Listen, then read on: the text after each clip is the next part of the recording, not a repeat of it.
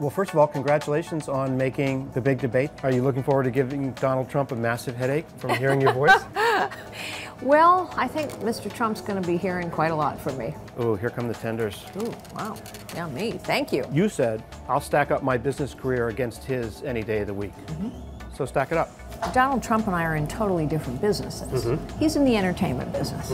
In the business I was in, we had to report our results publicly, and if I misrepresented those results or those projections, I could be held criminally liable. I think he said in some court case, everybody does it in terms of inflating the value of... Actually, everybody doesn't do it, because if I had done it, I could have gone to jail. So those are his standards. I think my standards are what the American people would appreciate. One thing that some of my friends who covered you at HP have said, she carried herself like a politician when she was a CEO. Is that how you think of it?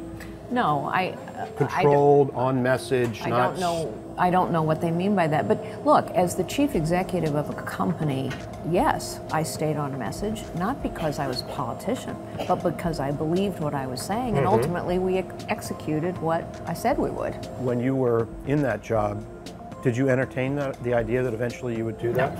No. You know, the day my firing became public, I got many, many phone calls. One of them came from President George W. Bush, who wanted me to come into his administration, and that really wasn't something I was prepared to do. I needed a rest, if nothing else. Many, I think, don't have a fix on, and that's why this debate will be useful for you, on where you come from on some of the policy issues. More tax cuts or more deficit reduction?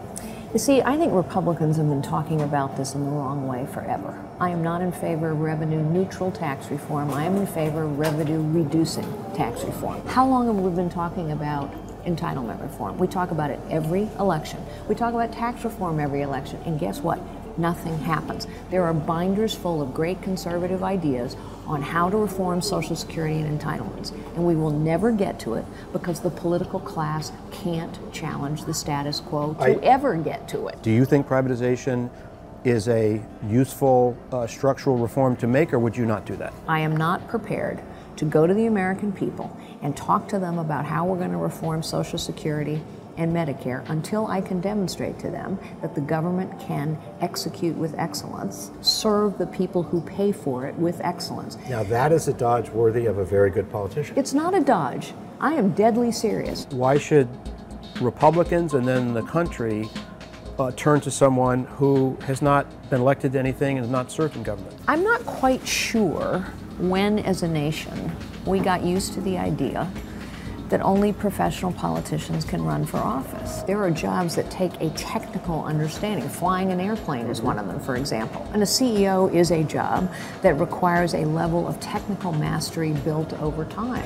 Here are the experience. Does that mean it's easier to run the country than to run a corporation? No. I believe I am the most qualified candidate running in either party to be president of the United States. And I think more and more voters are starting to agree with me, which is why, while I still have the lowest name ID in the field, I also am in the top 5.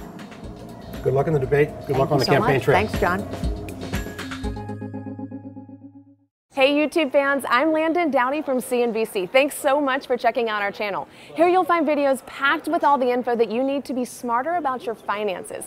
Be sure and subscribe by clicking right here, and click on all the videos around me to see CNBC's original series, Young Money, Tech Bet, Kramer's Mad Money, and all the latest from CNBC.